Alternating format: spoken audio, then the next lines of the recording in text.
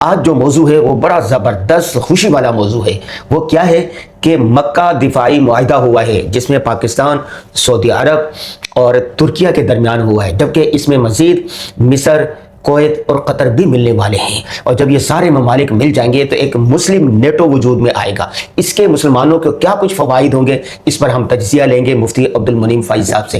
السلام علیکم. وعلیکم السلام ورحمۃ اللہ. آپ نے خوشی سے سرشار ہیں. جی بالکل. اور واقعہ ہی ایسا ہے کہ پاکستان، ترکی، سعودی عرب، یہ خواب تھا لوگوں کا کہ ایک ایسا اتحاد وجود میں ہے تاکہ عالم اسلام بھی کچھ جی سکے سر اٹھا کر، اور مسلم ملکوں پر جو اتنی یلغار ہو رہی ہے اس کا کوئی تو توڑ کرنے والا ہو. تو انشاءاللہ پاکستان، ترکی اور سعودی عربیہ مل کر اس کا توڑ کریں گے. اور پورے خطے میں، بلکہ اب آپ کہہ سکتے ہیں دنیا کی یہ جو انتہائی اہم ترین جگہیں ہیں جہاں سے پوری دنیا کی تجارت منتقل ہوتی ہے، ان 3 جگہوں پر یہ 3 ملک موجود ہے. پاکستان موجود ہے، سعودی عربیہ موجود ہے، اوپر ترکی موجود ہے. کون سی 3 جگہیں؟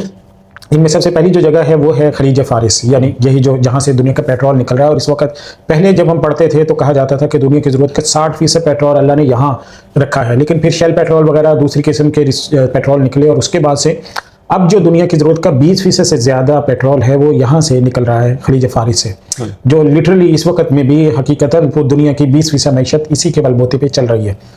دوسرے نمبر پہ جو خلیج فارس کے بعد اگلا خطہ اس بہت اہم ہے وہ ہے بحر احمر کا. تو بحر احمر جو ہے یہ وہ جگہ ہے جہاں سے یورپ کی، امریکہ کی ساری مالی جو آمد و رفت ہے یہیں سے ہوتی ہے. تو یورپ کے لیے ایشیا سے جتنا بھی مال جا رہا ہے، یورپ کا ایشیا میں جتنا بھی مال آ رہا ہے، کیونکہ دنیا میں جو 60% آبادی ہے، یعنی منڈی ہے نا، وہ ایشیا میں ہے. دنیا کی 60% آبادی اللہ نے ایشیا میں رکھی ہے، لوگ ایشیا میں بستے ہیں. اور آدھی سے زیادہ آبادی صرف ایک بر اعظم میں اللہ تعالیٰ نے بسائی ہے، جن میں چائنا کو آپ دیکھیں 1.5 ارب وہاں پہ ہے، انڈیا میں 1.5 ارب ہے، پاکستان کو دیکھ لیں آپ 25 کروڑ ہے، انڈونیشیا کو آپ دیکھ لیں ان کی 35 کروڑ کے قریب. تو اس طرح یعنی ایک بڑی آبادی جو ہے وہ بر اعظم ایشیا میں ہے. تو بحر احمر اس کا رستہ ہے. بحر احمر سے جب آپ نکلیں گے بحر احمر سے جب گزرتے ہیں تو سعودی عربیہ سال لگتا ہے. اچھا، اس سے آگے آپ جب چلے جائیں گے بحر روم میں داخل ہوں گے، میڈیٹرینین سی جس کو ہم کہتے ہیں، تو وہاں پہ اس کے دہانے پہ بیٹھا ہوا ہے ترکی. صحیح، اس کو بحر اسود بھی لگتا ہے، بلیک سی بھی ہے، آبنائے باسفورس بھی لگتی ہے. صحیح ہے، اور ایجین سی، اور پھر یہ جو پورا بحر روم ہے یہ اس کی نگرانی کرتا ہے. اور ترکی کے پاس جو ایک بڑی صلاحیت ہے وہ سمندری سرویلنس کی ہے، کہ سمندر کی نگرانی کا جو جدید ترین اکوپمنٹ ہے وہ اس وقت ترکی اس کو لیڈ کرتا ہے. تو اس وجہ سے ترکی، سعودی عربیہ، پاکستان یہ ایک کئی اعتبار سے بڑا اہم ایک نیا اتحاد ہے. معاشی اعتبار سے بھی اہم ہے، اقتصادی لحاظ سے بھی اہم ہے، عسکری لحاظ سے بھی اہم ہے، جغرافیائی لحاظ سے بھی بڑا اہم ہے. یہ 3 ملک مل کر پوری دنیا کو ڈسٹرب کر سکتے ہیں، پوری دنیا کی معیشت روک سکتے ہیں، پوری دنیا میں کسی بھی انقلاب کا پیش خیمہ بن سکتے ہیں. اچھا، جبکہ مصر، قطر اور کویت، ان کے پاس کیا خاص چیزیں؟ ہاں، مصر، قطر اور کویت کی جو ہم بات کی تو ان میں سے جو مصر ہے وہ اکنامیکلی بھی بہتر اسٹیبل ہے اور عسکری طور پہ مضبوط ہے، اور انقلابات میں نسبتاً محفوظ رہا. اس پورے خطے میں جو انقلاب آئے تو ان میں محفوظ رہا.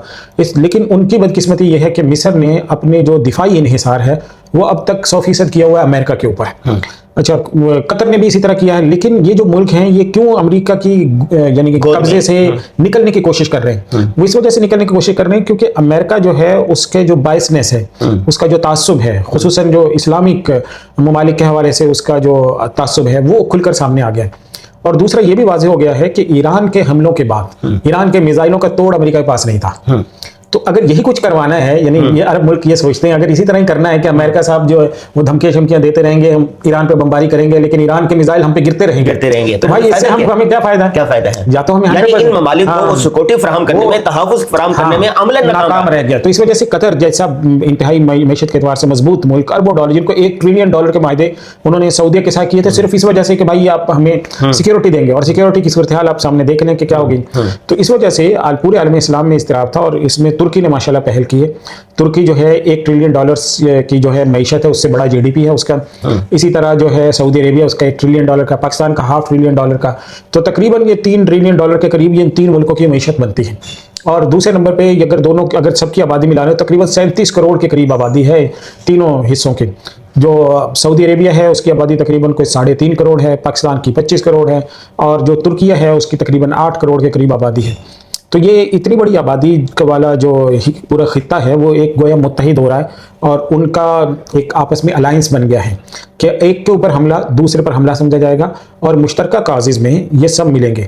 اس کی وجہ سے 2 جو براہ راست یعنی جن کو اٹیک کیا نا، مطلب جن کہتے ہیں کہ اس اتحاد سے جن کو 2 براہ راست جن ملکوں کو میسج گیا ہے، ان میں پہلا ملک اسرائیل ہے. इसराइल ने इस पूरे खित्ते को डिस्टर्ब रखा है और तोसी पसंदाना अज़ाइम भी हैं और उसके मसाइल भी हैं, और उसी से बचने के लिए आज तक ये पूरा खित्ता सऊदी वो अमेरिका से एग्रीमेंट कर रहा था। आपने देखा ना कि अमेरिका से इत्तेहाद कर रहे थे कि भाई अमेरिका बहादुर हमें इन सारी मसाइल से बचा, और अरब इसराइल जंग में चुके, इसराइल जीत गया था जी, इसीलिए वो सब जो अभी तक खर्चा कर रहे थे वो। लेकिन दूसरा जो बड़ा खतरा इन अरब ममालिक को इस खित्ते में दरपेश है वो ईरान का है। तो ईरान जो है उसको बरह रास्त एक मैसेज गया है। इस वजह से आप देखेंगे कि पाकिस्तान में भी जो लोग ईरान नवाज लॉबी है वो इसके ऊपर तिल मिला रही है, इस पे गुफ्तगू कर रही है, और भी लोग हैं। अच्छा, ईरान ने कभी सऊदी अरब को दिल से तस्लीम नहीं किया, और आलम इस्लाम के जहां जहां मसाइल थे हमेशा खंजर में, इनके कमर में खंजर ही होता था, और उनको सबसे ज्यादा सऊदी अरेबिया से ही इशू है, तो इसलिए सऊदी अरेबिया का भी अपना मसला था। और अब ये है, लेकिन पाकिस्तान की कोशिश से ये करीब आ रहे हैं। हाँ, करीब आ रहे हैं इंशाल्लाह। पाकिस्तान ने देखिए, दूसरे नंबर पर यह है कि अब जो मुल्क है जाहिर है कि उनको अपनी बका का एक मसला दरपेश है। ईरान तो पेट्रोल बेचकर अपना सारा जो पैसा है वो इसी तौसी पसंदी के ऊपर लगा रहा है। बहरीन में अपनी खलफशार खड़ा किया हुआ उसने, अब आप देख रहे हैं दूसरे मुल्क यमन उसने कर लिया, उसमें अपना ग्रुप खड़ा कर दिया है उसने, इराक उसके कब्जे में आ गया है। लेकिन शाम में उसका नहीं, इस इतिहाद से जिस तरह इसराइल अपने तोसी पसंदाना अज़ाइम से पीछे हटेगा, इसी तरह ईरान भी हटेगा इंशाल्लाह। और उसी तरह ये अखंड भारत जो था, हाँ, वो भी ये सारे देखिए सबके मसाइल अपने एतबार से हैं। तो पाकिस्तान को जो इशू, अब तुर्की को जो है वो इसराइल के साथ बराह रास्त इशू है। सऊदी अरेबिया को इसराइल से भी है, लेकिन इसराइल से इतना बड़ा नहीं है जितना ईरान से बराह रास्त डायरेक्ट और सबसे पहले मसला दरपेश है पाकिस्तान का इंडिया के साथ, और 80 साल से चल रहा है। अब देखिए, ये तीन मुल्क जब मिले हैं तो इनकी टेक्नोलॉजी मिली है। टेक्नोलॉजी के अंदर इस वक्त तुर्की जो है वो यूरोप को कम्पीट कर रहा है। तुर्की जो है वो इस वक्त नेटो में दूसरा बड़ा दिफाई एतबार से मजबूत मुल्क है। दिफाई एतबार से उसके पास जो ड्रोन टेक्नोलॉजी है दुनिया में उसका कोई जवाब नहीं है। उसके पास जो बहरी सर्विलेंस की टेक्नोलॉजी मौजूद है दुनिया में उसकी कोई जोड़ नहीं। और तीसरे नंबर पर सर्विसेज सेक्टर में वो बहुत आगे जा चुका है। पाकिस्तान में आपको पता होगा जो अभी हालिया जंग हुई थी तो उसमें खला में और फिजा और खला तक ये जंग गई है। तो उसमें जब अब ये जो आर्टिफिशियल इंटेलिजेंस उसमें इन्वॉल्व हो गई है, साइबर वार उसके अंदर आ गई है, और साइबर सिक्योरिटी के जो जदीद तरीन जो तहकीकात हैं वो इसमें इन्वॉल्व हुई। इस सारी टेक्नोलॉजी में तुर्की को एज हासिल है। तो तुर्की अगर जो खला से सर्व निगरानी करने के जो निज़ाम इस वक्त पाकिस्तान ने बनाए हैं उसमें अगर तुर्की पाकिस्तान के साथ किसी जंग में शामिल होगा, वहाँ से सैटेलाइट की इंफॉर्मेशन तुर्की जब फराहम करेगा तो पाकिस्तान को दूसरे मुल्कों पर कितनी बड़ी बालादस्ती होगी। ये जंग तो हमने अपने बलबूते पर जो लड़ी सो लड़ी, लेकिन हमें अब बरह रास्त बाहर से ये मदद मिल रही होगी अगर खुदा न खास्ता कल को पाकिस्तान और इंडिया की कोई जंग या पाकिस्तान को खित्ते में किसी जंग में इन्वॉल्व होना पड़ता है। तो ये तीन मुल्कों के जो सैटेलाइट टेक्नोलॉजी होगी, इनकी जो मालूमात हैं, इनके इंटेलिजेंस मालूमात हैं, इनके जंग के लिए मालूमात हैं, इनके जो खुसूसन जो इस वक्त में 5th जनरेशन के जो तैयारी बना रहा है, कान का पिछले दिनों में जिक्र भी होता रहा कि उसकी जो ड्रोन टेक्नोलॉजी और जो 5th जनरेशन के लिए उन्होंने अपने तैयारी डेवलप करना शुरू कर रखे हैं तुर्की ने, तो दुनिया में उसकी मांग बढ़ रही है। तो ये सारी चीजें जब एक प्लेटफॉर्म पर आएंगी, पाकिस्तान के पास अल्हम्दुलिल्लाह एक्सपीरियंस्ड लोग हैं, फौज है, मुनज़्ज़म है, मजबूत है, डिसिप्लिन्ड है, उनकी तैयारी है और दुनिया उसको मानती है, उनकी सलाहियतों को मानती है। दुनिया में जब कभी बड़े कंपटीशंस होते हैं फौजी महारतों के तो पाकिस्तानी उसमें पहली दूसरी पोजीशन ले रहे होते हैं। तो असलहे में जो तुर्की का बहुत बड़ा नाम है, सही है, तो तुर्की का असला होगा, पाकिस्तान का असला होगा, सऊदी अरेबिया के लोग साथ मिलेंगे, उनकी मईशत होगी, फिर इन तीनों मुल्कों की जो इंटेलिजेंस है वो आपस में शेयरिंग कर रहे होंगे। इसी तरह जो इनके खला के अंदर मालूमात के ज़राए हैं, सैटेलाइट हैं या 5th जनरेशन के जो तैयारे हैं, उनके ज़रिए से जो मालूमात होंगी तो ये दुनिया में किसी भी बड़ी से बड़ी फौज से लड़ सकते हैं। फाइज साहब, ये जो से फरीकी मुआहिदा हुआ ना, इसका एक तारीखी पस मंजर भी है। देखिए, पाकिस्तान की बिना रियासत मदीना पर है और पाकिस्तान के सऊदी अरब के साथ शुरू से ही बड़े अच्छे ताल्लुकात रहे हैं सारे माशरे। अच्छा, इसी तरह तुर्की और सऊदी अरब को देख लो, तो लॉरेंस ऑफ अरबिया ने जिस तरह साजिशें करके उनको तोड़ा सा, 120 साल के बाद दोबारा मिले, दोबारा मुत्तहिद हो। सही बात है। तो देखें, ये तारीखी एतबार से पाकिस्तान के भी इन दोनों इलाकों के साथ पाकिस्तान और तुर्की के तुर्की को आप जंग खिलाफत उस्मानिया, जंग अजीम अव्वल, उससे पहले जंग अजीम अव्वल से पहले हजरत शेख उल हिंद ने जब तहरीक चलाई तो उसमें खिलाफत उस्मानी खलीफा से इजाजत ली उन्होंने। उस्मानी खलीफा की मदद के लिए पूरे हिंदुस्तान में कितने बड़े पैमाने पर चंदे हुए हैं और उसकी मिसाल तारीख में नहीं मिलती। यहाँ घर घर से लोगों ने सोना जमा कर करके खिलाफत उस्मानिया के तहफ़्फ़ुज़ के लिए भेजा और इतनी बड़ी जो तहरीक खिलाफत थी। तुर्की में जाना हुआ है, वहाँ के जो लोग हैं पाकिस्तान से बेपनाह मोहब्बत करते हैं और उनको वो एहसान याद है कि भाई पाकिस्तान ने मुश्किल वक्त में साथ दिया था। तो तहरीक खिलाफत बाकायदा इतनी बड़ी तहरीक चली है यहाँ पे ताकि हम खिलाफत उस्मानिया को बचा सकें। अच्छा फाइज साहब, ये एक बात बताएं, बहुत सारे लोग कहते हैं कि ये दिफाई मुआहिदे हो रहे हैं, ये हो रहा है, इससे पाकिस्तान की जो तकरीबन 8 करोड़ आबादी खत गुर्बत से नीचे जिंदगी गुजारे, बिजली के मसले हैं, गैस के मसले हैं, गुर्बत है, महंगाई है, मैशत, इससे भी फायदा होगा, आवाम को कोई फायदा होगा नहीं? देखिए इसमें आपको और हमें क्या फायदा होगा? देखिए ये सबसे अहम सवाल है कि इस वक्त जो हमारे माशी तौर पे बहरान है क्या वो संभलेगा? क्योंकि इस वक्त हमने अभी भी पाकिस्तान के पास 17-18 अरब के जो रिजर्व्स है, फॉरेन रिजर्व जो पाकिस्तान के पास है, वो 17 अरब 18 अरब इसी में घूमते रहते हैं, और उनमें से भी 8 अरब जो है वो सिर्फ सऊदी अरेबिया से लिया हुआ है, सही है। कुछ 1-2 अरब जो है वो चाइना से लेकर रखे हुए होते हैं, और 5 अरब सालाना हमें जो है वो IMF मदद कर देता है। तो देखिए इसमें सबसे बड़ा जो फायदा पाकिस्तान को होगा इंशाल्लाह वो ये है कि पाकिस्तान के इन दोनों मुल्कों के साथ एग्रीमेंट के नतीजे में सबसे पहले पाकिस्तान का जो असला है वो इन मार्केटों में बिकेगा। पाकिस्तान के जो असले साज फैक्ट्रियां हैं वो रेवेन्यू पाकिस्तान को मिलेगा। एक तैयारा जो है वो मिलियंस ऑफ डॉलर्स का बनता है, तो एक तैयारा भी अगर बिकता है तो जाहिर है उससे मिलियंस ऑफ डॉलर पाकिस्तान को रेवेन्यू मिलेगा। सबसे पहले तो ये फायदा होगा कि पाकिस्तान की जो दिफाई सनत है वो बहुत तरक्की करेगी, और पाकिस्तान को जो डॉलर का एहतियाज है ना वो खत्म होगा और कम हो जाएगा कम अज कम, और हम जो IMF के पास जा रहे हैं इस तरह मजबूर होकर उसकी तरफ में भी कमी आएगी।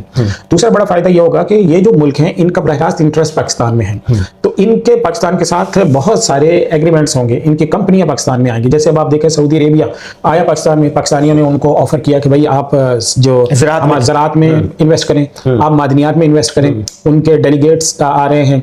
इसी तरह से इन्होंने ऑफर किया कि आप सखर हैदराबाद मोटरवे में एक सेक्शन में इन्वेस्ट कर लें। तो इस तरह उनकी जो कंपनियां हैं उनकी इन्वेस्टमेंट यहाँ पे बरह रास्त शुरू हो जाएगी। दूसरे नंबर पर जो तुर्की है, तुर्की के पास बहुत ज़बरदस्त बिजनेसेस हैं, कॉर्पोरेट में उसका नाम है, तिजारत में उसकी पहचान है, और दुनिया में ब्लॉकों की बुनियाद पे अभी आप देख रहे हैं कि अमेरिका ने जो टैक्सेस लगाना शुरू किए हुए, तो उन टैक्सेस के बाद अल्टरनेट मार्केट क्या है, यानी तुर्की से अगर अमेरिकी नहीं खरीदेंगे तो तुर्की को एक ऐसी बड़ी मार्केट भी तो चाहिए ना, 25 करोड़ जैसे पाकिस्तानी है, तो बहुत सारी चीजें हैं जो तुर्की पाकिस्तान में बेच सकता है, यहाँ पाकिस्तानी इंपोर्ट कर सकते हैं वहां से। तो इस तरह से यानी विन विन सिचुएशन होगी सऊदी अरेबिया के लिए भी, तुर्की के लिए भी, पाकिस्तान के लिए भी, कि इनके लिए नई मार्केट्स खुलेंगी, पाकिस्तानियों के लिए भी तुर्की की मार्केट खुलेगी, क्योंकि पाकिस्तान एक ज़री मुल्क है और जो तुर्की है वो एक सर्विसेज बेस्ड मुल्क है, तो अपनी सर्विसेज पाकिस्तान को दे सकता है, अपनी जो नई टेक्नोलॉजी है वो पाकिस्तान में शिफ्ट कर सकता है, जो नई उसने इनोवेशंस की हैं, नई इजादात करके चीजें बनाई हैं वो पाकिस्तान में भेज सकेगा, और पाकिस्तान वहां पे। अच्छा फाजिल साहब, एक बात कि आपने सुना होगा ना, बहुत सारे लोग डंकी लगा के यूरोप और इन ममालिक में जाते थे। गुज़श्ता 2-3 साल से पाकिस्तान का पढ़ा लिखा तबका, पिछले साल 7.5 लाख लोग गए, उससे पिछले 8 लाख लोग गए, पढ़ा लिखा हुनरमंद तबका जो बाहर जा रहा था वो भी रुकेगा कि यहीं पर घर के अंदर उनको इन्वेस्ट मिलेगी, नौकरी मिलेगी? जब ऐसी कंपनियां पाकिस्तान में आएंगी, तुर्की कंपनियां, तो जाहिर है कि पाकिस्तानी नौजवानों के लिए जरिया रोज़गार खुल जाएगा। बहुत सारे लोग जो बाहर जा रहे हैं वो रुक जाएंगे, और बहुत सारा जो हमारे तालीम याफ्ता लोग हैं, जो ब्रेन हमारा जा रहा है पाकिस्तान से, तो इंशाल्लाह उसके अंदर भी बेहतरी आएगी। और इसी तरह से मुल्क जो है ना वो एग्रीमेंट्स के जरिए से आगे बढ़ते हैं। एक नेटो बनाया था, उसके जरिए से अमेरिका ने, यूरोप ने क्या दुनिया भर में क्या कुछ नहीं कर दिया, तो इसी तरह से पाकिस्तान मुस्लिम जी, बस इसमें ये कोशिश करनी चाहिए कि ये किसी ऐसे झगड़े में ना पड़ जाए जिससे जो इनके मकासद है उनके रस्तों में रुकावट हो। तो इंशाल्लाह ये जो सफ़र है शुरू हुआ है, और आगे जैसे आप कह रहे हैं कि मिस्र भी इसके लिए कोशिश कर रहा है, कतर इसके लिए कोशिश कर रहा है, दूसरे ममालिक कुवैत है इस कोशिश में है कि इसके इत्तेहाद का हिस्सा बने। इसमें आके हमारे अवाम के करने का क्या काम है, वो क्या करें? देखिए सबसे पहले तो खुश होते हैं। सबसे पहला काम तो ये पाकिस्तान के लोगों के लिए सबसे बड़ा काम ये है कि ये सब कुछ तो वहां पे हो रहा है, हम उनको सपोर्ट करने का एक तरीका ये कि अपने मुल्क में खलफशार ना बर्पा करें, मनफी चीजों को लेकर पड़े रहना, मनफी चीजों को कुरेदते रहना, मनफी चीजों पे कमेंट करते रहना, जिंदगी खराब करते रहना सोशल मीडिया पे इधर उधर फजूल चीजों में। उसकी बजाय दुनिया स्किल्स की तरफ आ गई है, महारत पे आ गई है, अब उनको सर्विसेज के ऊपर आ गई है दुनिया। इन चीजों घरों में बैठकर पाकिस्तानी 2-3 अरब कमा रहे हैं ना, 2-3 अरब डॉलर आज से पहले कोई सोच भी नहीं सकता था। 1 अरब डॉलर एक बहुत बड़ी रकम है जो पाकिस्तानी कमा रहे हैं, तो पाकिस्तानी 2-3 अरब डॉलर इस वक्त बैठ के घर से बैठे कमा रहे हैं। तो हमारी नौजवान नस्ल को इन चीजों पर लगना चाहिए, इन पे मेहनत करनी चाहिए, अपने आप को बेहतर करना चाहिए। तो इस लोग बेहतर होंगे तो मुल्क बेहतर होगा। लोग निकम्मे होंगे, बेरोजगार होंगे, फजूल कामों में लगे रहेंगे, उल्टी सीधी रोजाना जो खबरें आती हैं उन कामों में लगेंगे, तो जाहिर है उससे मुल्क कमजोर होगा, मुल्क भी वैसे ही होगा जैसे लोग होते हैं। बहुत शुक्रिया नाज़रीन, आपके लिए खुशी की बात यह है कि मक्का दिफाई मुआहिदा जो है इसके समरात आप तक पहुंचेंगे, आपके नस्लों तक पहुंचेंगे, आपके खानदानों तक पहुंचेंगे, आपके नस्लों की जिंदगियां बदल देंगी। करने का काम एक है, आपने इत्तिफाक व इत्तिहाद का मुजाहिरा करना है, पाक वतन के खिलाफ कोई बात नहीं करनी, मुस्बत सोच के साथ मुल्क व कौम की तामीर और तरक्की में बढ़ चढ़ कर हिस्सा लेना है।